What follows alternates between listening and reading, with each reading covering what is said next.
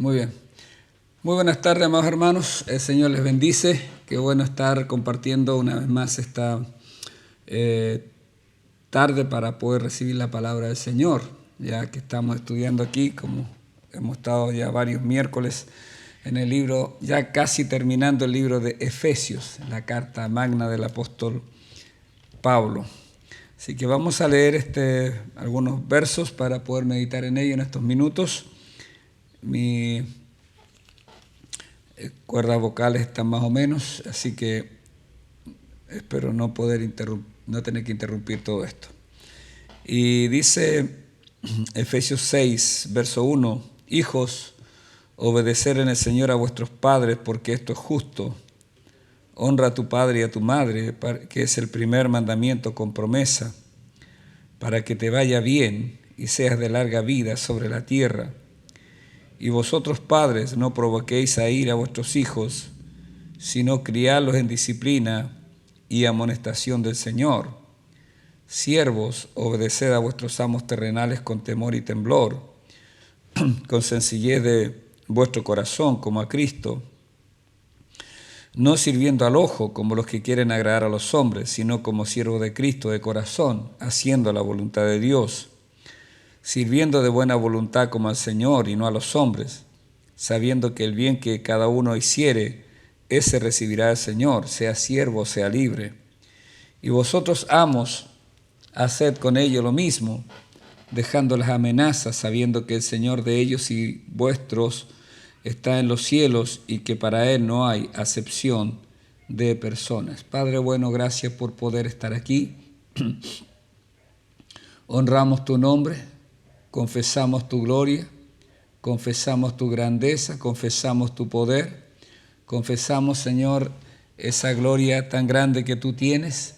Y Padre, rogamos, Señor, la inspiración de su buen espíritu sobre nuestras vidas para poder estar en esta palabra, esta tarde, Dios, de tal forma de poder ser edificados en nuestra santísima fe.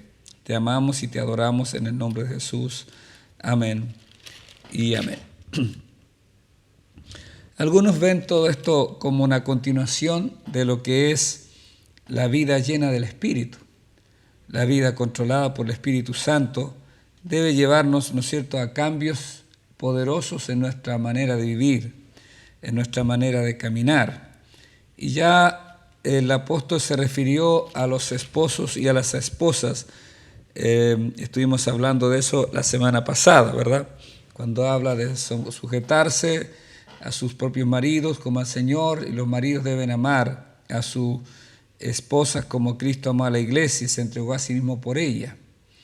Y aquí en el 6, el apóstol habla ahora a los hijos, va a hablar a los hijos y a los padres, va a hablar a los siervos y a los amos, no solamente a uno, sino a los dos, los que tienen, ¿no es cierto?, congruencia en este punto, los que pueden llegar a esos puntos, ¿no es cierto?, que pueden ser desacuerdos o de acuerdo, de convivencia o de desaveniencia. Y entonces habla en primer lugar a los hijos. Hijos, obedecer en el Señor a vuestros padres porque esto es justo, ¿ya? La obediencia es un principio del reino de Dios. El reino de Dios está fundado sobre la obediencia. Cuando Dios creó a Adán y a Eva y los puso en el huerto de Edén, lo primero que demandó de ellos fue obediencia, ¿ya? Los probó, ¿no es cierto?, y lo pone a un punto donde él requiere obediencia de Adán y de Eva. Y hermanos, por eso la desobediencia parece que viene pegada en el corazón del muchacho, del niño, de la niña recién nacido. Pronto quiere hacer su voluntad, pronto, ¿no es cierto?, quiere mandar él y toda esa historia.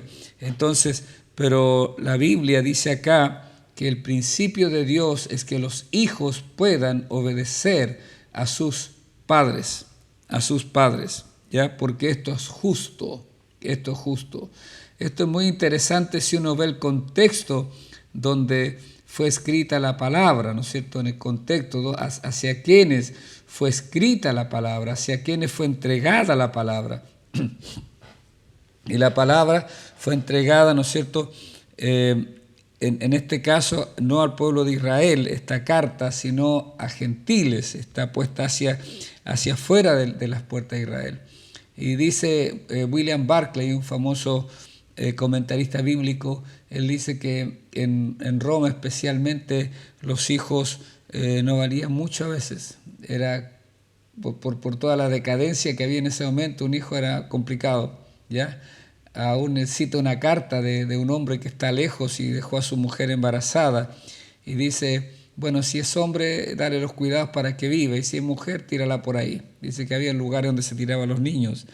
Entonces era terrible lo que había, pero en ese contexto aparece este principio de Dios, donde llama a los hijos, que los hijos debemos obedecer en el Señor, porque siempre es en el Señor, a vuestros padres, porque esto es justo. Y después recalca lo que él está diciendo al citar un mandamiento, Deuteronomio 5:16, amén. Y dice, honra a tu padre y a tu madre, que es el primer mandamiento con promesa, ¿ya? O sea, donde Dios promete algo, donde Dios dice, oye, tú haces esto y te va a venir esto. Qué interesante este punto, ¿ya? Los cristianos normalmente han dividido los 10 mandamientos, los primeros 4 dirigidos a Dios y los últimos 6 dirigidos a los semejantes, ¿ya? Pero los judíos dividieron los mandamientos en 2 grupos de 5, considerando que hay que la ley para dar honra a tu padre y a tu madre era además un deber para con Dios, más que un deber para con Dios que con los hombres. O sea, honramos a Dios cuando hacemos eso. Y entonces el texto, hermano, dice entonces que nosotros, los hijos, bueno, los que yo lamentablemente no tengo a mis padres con vida, pero los hijos deben honrar a su padre y a su madre, que es el primer mandamiento con promesa. La honra al padre y a la madre no está sujeto a cómo es el padre y la madre, sino que está sujeto a un principio de Dios. Dios ordena que al padre y a la madre se le dé honra, que un hijo honre a su padre y a su madre. No es una cuestión de que sí o no. No, para un cristiano es, digamos, ley decirlo. Oye, esto es lo que yo debo hacer sí o sí. Es que no vale el es que. Lo único que cambia esto, ¿no es cierto?, debe ser al padre si lo que el padre está pidiendo tiene que ver con el primer mandamiento, que yo deshonre a Dios con lo que me pide. Por ejemplo, si un padre viene y su hijo está en Cristo, convertido al Señor, quizás su madre también, pero su padre está en malos caminos, está en delincuencia, está en droga o queriendo vender droga y quiere que su hijo vaya y le obedezca en eso, obviamente no está obligado. El hijo no está obligado a mentir por los padres, eso porque está quebrantando el primer mandamiento, ¿ya? Pero todo lo demás debe obedecer a su padre, debe honrar a su padre. Honra a tu padre y a tu madre, que es el primer mandamiento con promesa. ¿Y cuál es la promesa? Para que te vaya bien. O sea, una persona que quiere que le vaya bien en la vida, un joven, un adolescente, un niño, debe ser enseñado para que honre a su padre y a su madre, para que le vaya bien, y no solo sea bien, sino que seas de larga vida sobre la tierra. Ese es el mandamiento, ese es el principio que Dios establece acá, ¿no es cierto? La obediencia a los principios de Dios siempre nos van a conducir a la bendición, siempre. Siempre. Por eso cuando usted ve el libro de Deuteronomio capítulo 28, usted ve las bendiciones producto de la obediencia y vienen las maldiciones producto de la desobediencia. La obediencia siempre va a traer buenos frutos. Entonces cuando un niño es obediente a sus padres, honra a su padre, un joven honra a su padre y a su madre, entonces, hermanos, le va a ir bien. Ya y será de larga vida sobre la faz de la tierra, lo que la Escritura dice, no lo digo yo. Ahora, hermanos, esta obediencia en los tiempos bíblicos y especialmente en Roma, el papá era dueño del hijo hasta que el papá viviera. Hasta ahí estaba sujeto a la obediencia. Obviamente que en nuestra cultura hoy día también no puede estar el hombre, ¿no es cierto?, sujeto todavía a su padre, a su madre. La idea es que se independice. Nosotros enseñamos que tiene que haber independencia, ¿ya?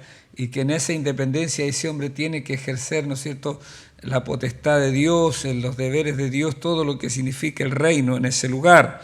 Ahora, pero lo que no cambia nunca es la honra, ¿ya? Porque, hermanos, no porque me vaya a la casa, no porque dejé de comer la mesa de mi padre o que mi padre me sustentara, yo no debo honrarlo. No, hoy día que usted tiene más, quizás ha crecido más, generalmente los hijos, y creo que todo buen padre quiere que su hijo sea más que él en el Señor, quizás aún en la parte material, principalmente la parte espiritual, pero también material. Y si el hijo no puede cerrar su corazón ante su padre o su madre, sino que debe bendecir, y especialmente cuando sus padres empiezan a ser personas ya más debilitados físicamente y a veces emocionalmente. Cuando le toque a usted tener a su padre o a su madre como emocionalmente más débiles ya, recuerde bien que usted debe honrarlo ahí también. ¿Ya? Debe honrarlo, debe ser con honra el trato que tiene sobre ese padre, esa madre. He visto ejemplos tan lindos en nuestra congregación de ese cuidado ya hacia el padre, hacia la madre, y es hermoso eso, ¿ya? Y he visto situaciones de la vida cuando yo pensé que jamás iba a ocurrir, ver a una hija honrando a su madre hasta el último momento, y aun cuando fue difícil su caminar quizás en un momento de la vida. Dios es grande y poderoso, y Dios traiga bendición y gracia sobre todos aquellos hijos, ¿no es cierto?, que obedecen y honran a sus padres y a sus madres. Ahora, damos vuelta a la moneda, digamos así, y veamos qué se nos dice a nosotros los padres. Y vosotros padres, ¿ya? Porque no solo es para los hijos, ¿ya? Y vosotros padres, ¿dónde voy acá? Y vosotros padres, no provoquéis a ira a vuestros hijos, sino criarlos en disciplina y amonestación del Señor, ¿ya? Los padres ciertamente tienen la oportunidad de provocar a ira a sus hijos a través de una actitud cruel y demasiado crítica que atormenta al niño en lugar de educarlo. Pero los cristianos no debemos actuar así, ¿ya? Hermano, nosotros tenemos que entender que nuestro hijo es una persona, ¿ya?, que estamos formando, que estamos conduciendo, y principalmente lo conducimos a través de nuestro ejemplo, ¿ya? Cuando toque, ¿no es cierto?, disciplinar, porque creemos que la disciplina es parte de la vida del Padre, ¿ya? La amonestación es parte de lo que nosotros debemos hacer, no es grata, pero hay que hacerlo, ¿ya? Nosotros, hermanos, dice Martin Lloyd Jones, dice: cuando disciplinas a un niño, primero deberías haberte controlado tú, ¿ya? ¿Qué derecho tienes tú a decirle a tu hijo que necesita disciplina cuando obviamente tú la necesitas? O sea, no puede ir una disciplina con ira, porque eso es venganza. No puede ser una disciplina, hermanos, destructiva, porque eso vas a conseguir destruir a tu hijo. Un padre debe buscar sabiduría en el Señor, ¿ya? En este tiempo donde la disciplina está ausente en todo lugar, ¿ya?, donde la disciplina no aparece, entonces, queridos hermanos, en la iglesia, en los caminos del Señor, no puede ser así. Tiene que haber disciplina, porque nuestro Padre Celestial, que nos ama con amor eterno, nos disciplina. Eso dice el libro de Hebreos, ¿no es cierto?, el capítulo 12, creo que es, hermanos, cuando dice que Dios azota y a todo el que recibe. Lo voy a leer mejor, se me va ahora el texto mismo. 12, 5. Y ya habéis olvidado la exhortación que como a hijos se os dirige, diciendo: Hijo mío, no menosprecies la disciplina del Señor, ni desmayes cuando eres reprendido por Él, porque el Señor al que ama disciplina y azota a todo el que recibe por hijo. Si soportáis la disciplina, Dios os trata como a hijos, porque ¿qué hijo es a quien el Padre es aquel a quien el Padre no disciplina? Entonces, la disciplina es importante. Nuestra sociedad cada día está más deteriorada. No hay respeto, no hay, ¿no es cierto?, temor, no hay nada, porque los padres han abdicado de esto, de poder disciplinar. Y quizás porque algunos padres fueron demasiado rudos y se fueron al extremo, ahora nos vimos al otro extremo. No hay disciplina, y porque no hay disciplina, entonces el vandalismo se ha apoderado de nuestra generación. La gente piensa que puede hacer lo que quiera, hermanos, sin que haya consecuencias para su vida, que haya consecuencias por falta de disciplina. Ayer quedé impresionado cuando veía las noticias como por la Alameda en Santiago, fuera del Palacio de Gobierno, La Moneda, pasaba un bus que fue prácticamente secuestrado por barristas, con barristas arriba del bus, con banderas, hermanos, llevados hacia donde ellos quisieran y sin temor alguno. ¿Cómo es posible eso? A plena luz del día, toda la historia, hermano, y ahí me hace pensar que es simplemente porque esa gente no ha tenido disciplina. Yo no podría entender que mis hijos estuvieran haciendo algo así, porque fueron disciplinados, ¿ya? Y no significa disciplina igual golpes, no significa eso. Significa, hermano, que cada acto que está contrario a los principios de Dios, a las normas de la casa, que se quebrantan, tiene que tener una consecuencia. El padre o los padres, hermanos, debemos criar a los hijos, ¿no es cierto?, en la palabra del Señor, en la amonestación, en lo que Dios dice, lo que Dios nos enseña, ¿ya? No darle bibliazo por todo tampoco, porque puedan a pensar que la Biblia es para dar golpes, sino en los principios de Dios, ¿ya? En los principios del Señor, en lo que usted establece como padre también, como lo que usted establece como papá, como madre en su hogar. En el caso particular, yo nunca discipliné a mis hijos simplemente porque eran principalmente hijos del pastor o porque éramos cristianos. Discipliné a mis hijos también porque son mis hijos, ¿me entiende? Entonces yo tengo principios y tengo normas, y esas normas debían cumplirse. Puede estar de acuerdo usted con todas ellas o no, pero lo que quiero enseñar es el principio de que uno debe establecer conforme a la palabra, pero no provocar a ira a nuestros hijos, no provocarlos, ¿ya? Porque, hermanos amados, usted sabe cómo hacer rabiar a su hijo, usted sabe cómo aplastar a su hijo. Entonces no debe usar eso, sino que la disciplina debe estar en el Señor, y el Señor principalmente ama. Usted no puede pensar que Dios lo está disciplinando a usted porque injustamente. Dios jamás lo haría con injusticia. Es más, si un día usted se equivoca, usted tiene que tener la humildad para pedirle perdón a su hijo y decirle: me equivoqué, hijo mío, me equivoqué en esto. Es lo que hay que hacer. Dios nos guíe, Dios nos inspire, hermanos, especialmente cuando vemos a nuestra sociedad sumida en tanta tiniebla, tanta oscuridad, para poder tener a nuestros hijos bien disciplinados y guiados en la amonestación del Señor. Verso 5.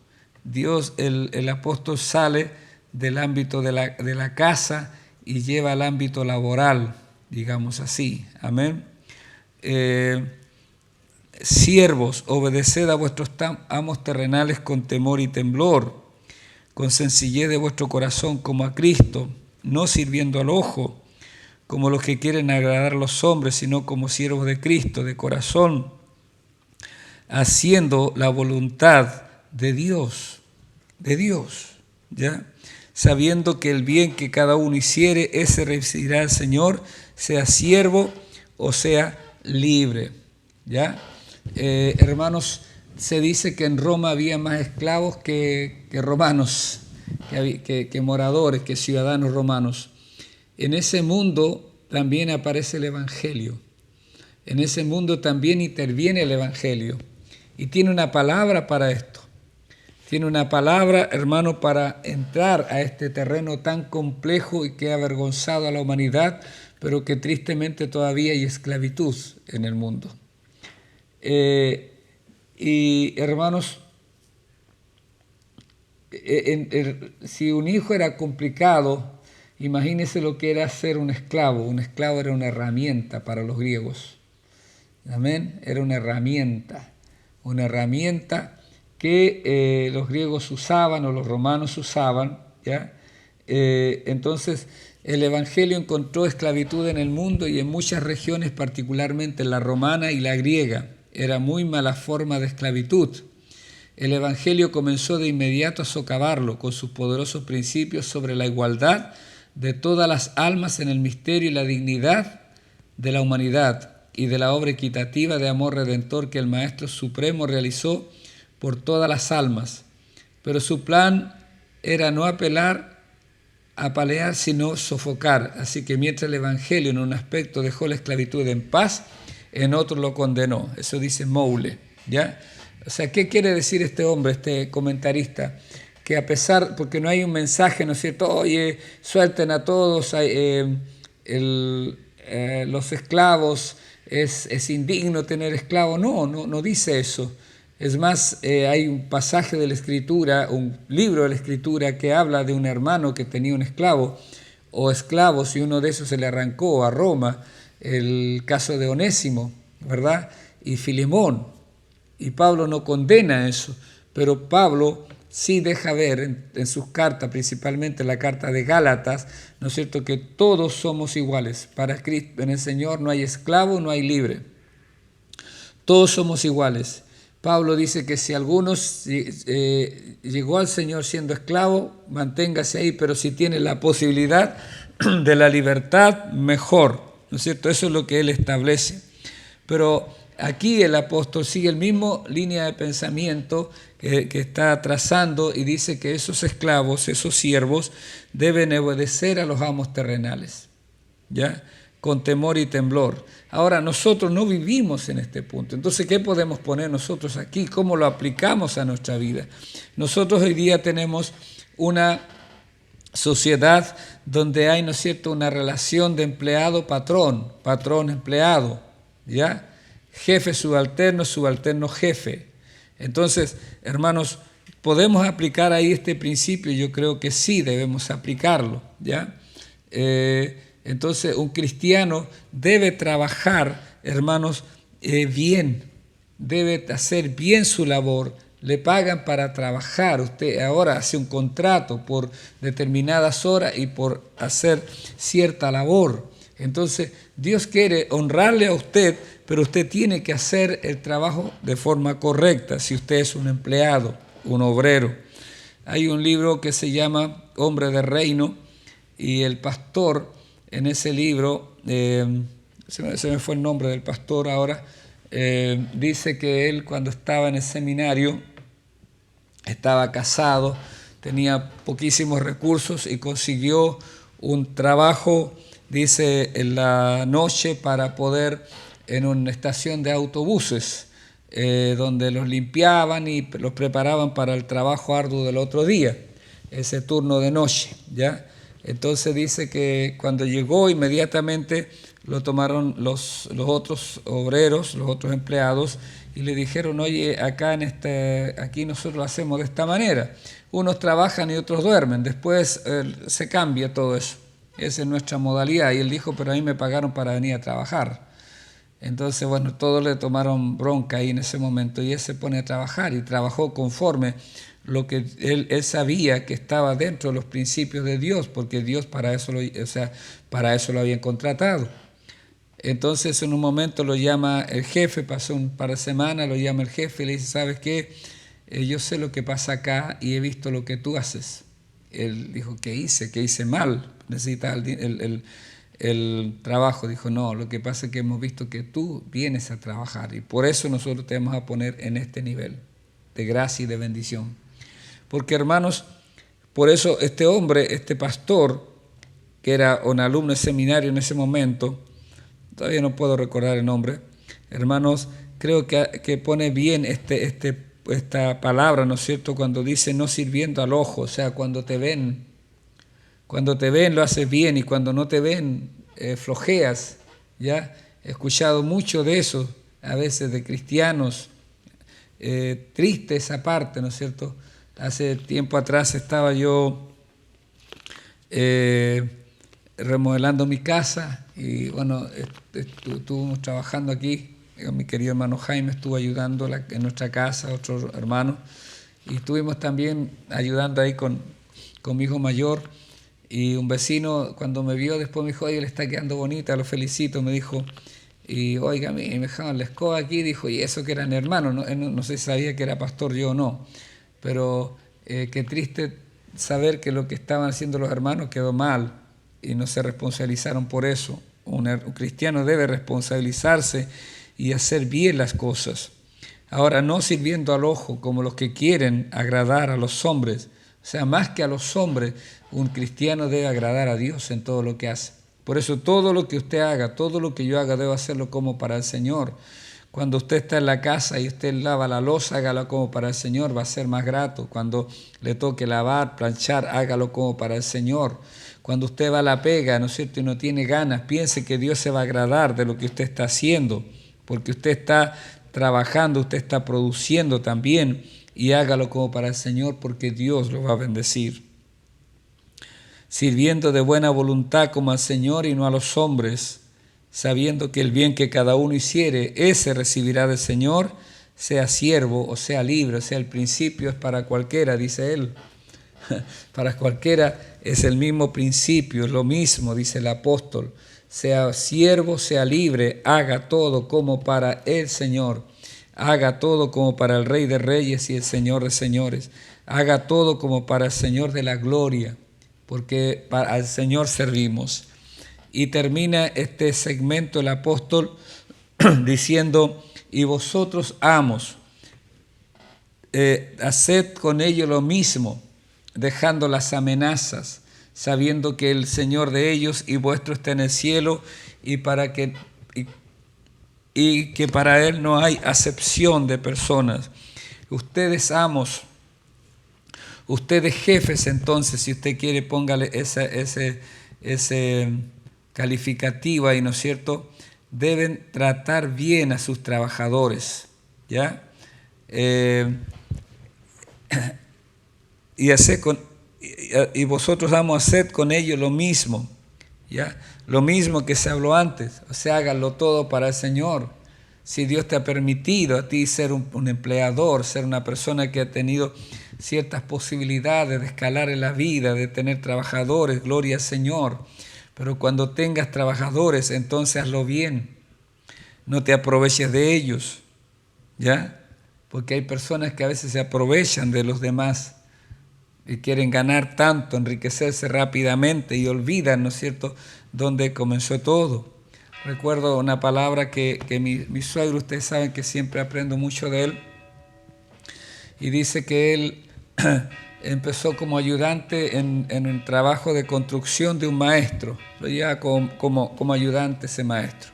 En ese caso, una relación siervo-amo, digamos, guardando las proporciones. Ahora, entonces cuando él hizo la pega, el hombre cobró un buen dinero. Entonces dice que fuera de eso le cobró al jefe, le cobró por el ayudante.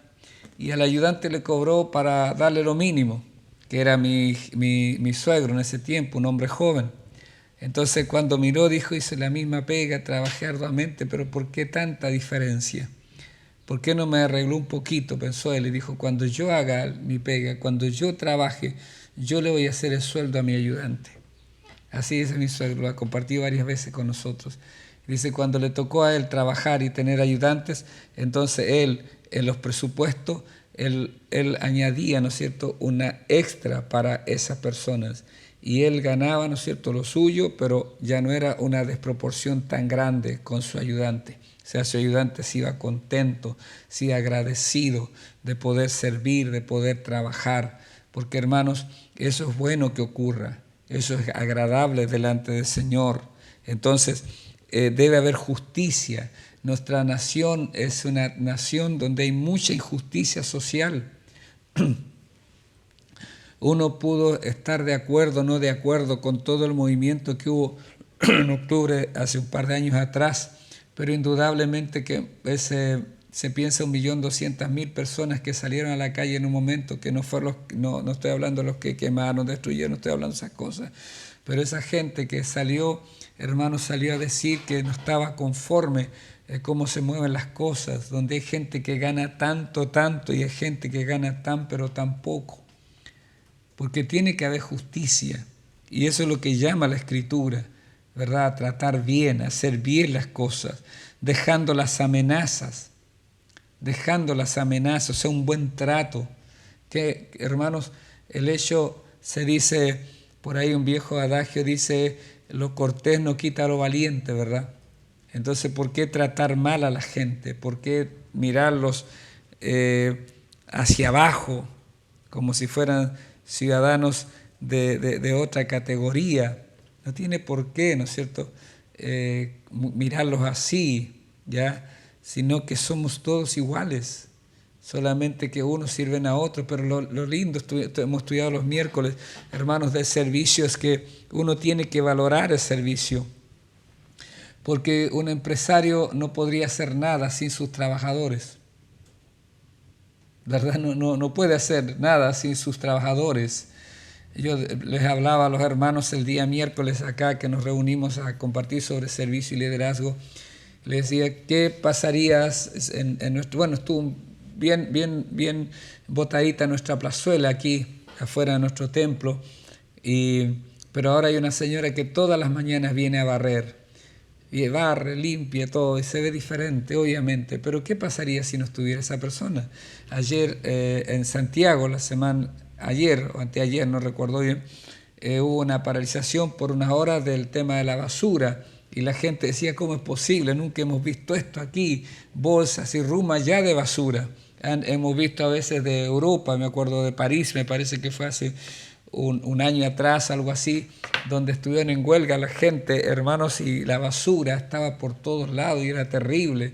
La gente estaba en restaurantes y veía un montón de basura afuera, hermanos, porque ¿qué es la sociedad si no está la gente que sirve? La gente que sirve.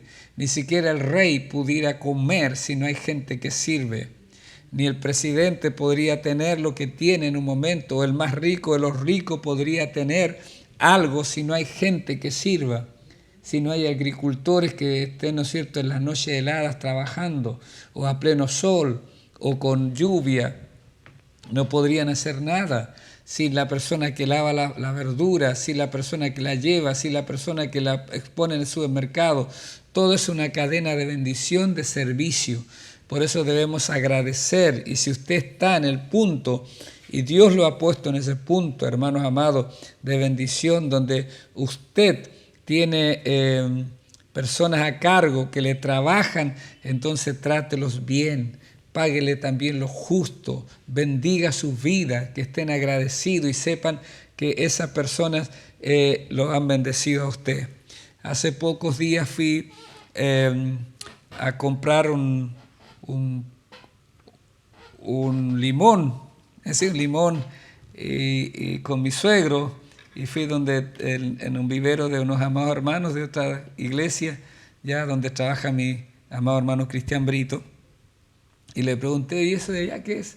Me dijo, esos son comedores, dijo, y son dormitorios que los hermanos acá, los patrones aquí le han preparado, dijo, para la gente que viene de Bolivia, gente extranjera que ha llegado y tienen su refrigerador, tienen regias camas, tienen sus duchas con agua caliente, tienen también una sala de estar donde puedan compartir los fines de semana, todo tan bien preparado. Y decía, qué bien, gloria a Dios, qué hermoso eso, qué hermoso, porque a veces hemos visto con tanta tristeza cómo, hermano, la gente abusa, ¿no es cierto?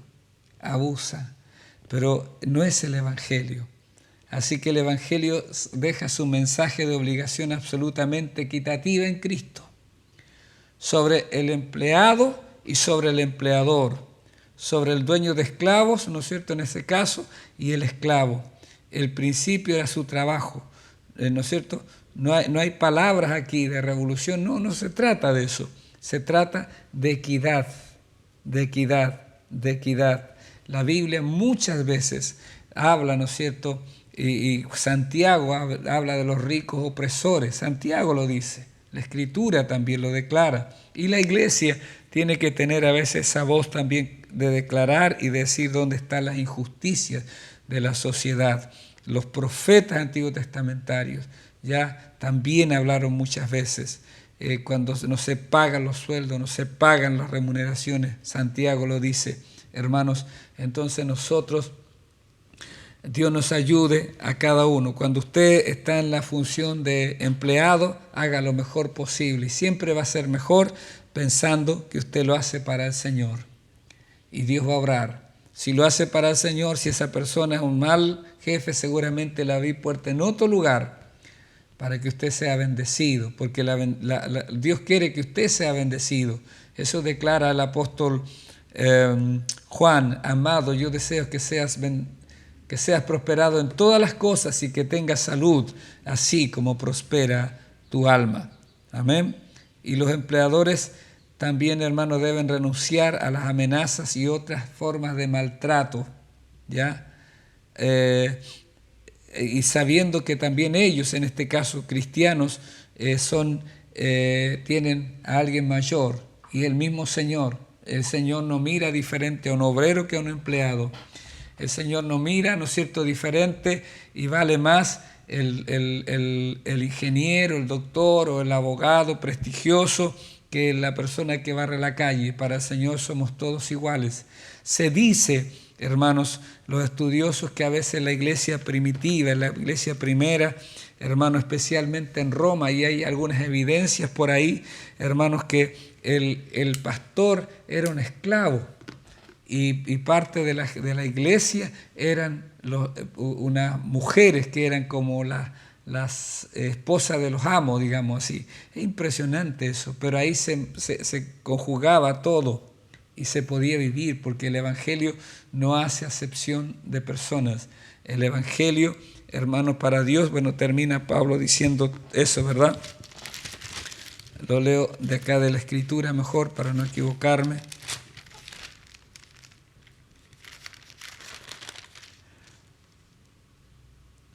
Dejando las amenazas, sabiendo que el Señor de ellos y vuestro está en los cielos. El mismo Señor para el esclavo y para el amo es el mismo. Y que para Él, para Dios, no hay acepción de personas. No hay, hermanos. No hay uno, ¿verdad?, que dé más, sino que hay gente que da y gente que no da en el reino. Hay gente que sirve y no sirve. Pero, hermanos, en el reino, ¿no es cierto?, valemos exactamente igual todos. Vale lo mismo un padre y una madre, y valen igual los hijos, no valen menos los hijos, valen igual. Los padres tenemos que entender que tenemos una gran responsabilidad con nuestros hijos. Así que, y no vale más un amo que un siervo, un empleado, ¿no es cierto?, por la empresa que tenga, no importa. Y no importa si esa empresa da mucho al reino, da un gran diezmo, qué sé yo, no vale más por eso.